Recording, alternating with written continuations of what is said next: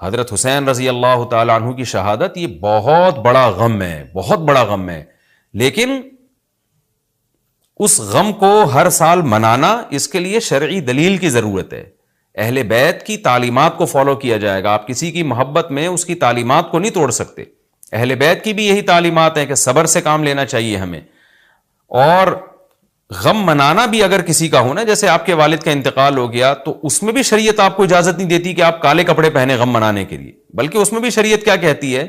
کہ غم پہ صبر کریں، جو آنسو آپ روک سکتے ہیں اس کو بہائیں نہیں، اور صبر کریں، تو غیر یعنی اختیاری طور پر جو آپ کو رونا آ رہا ہے وہ معاف ہے۔ تو جب غم پہنچا ہو اس وقت شریعت آپ کو غم کے طور پہ کالے کپڑے پہننے کی اجازت نہیں دے رہی، تو جب غم 1400 سال پرانا ہو اور ہر سال اس تاریخ پہ آپ کو منانے کی شریعت کیسے اجازت دے رہی ہے؟ یہ تو ایک طرح کی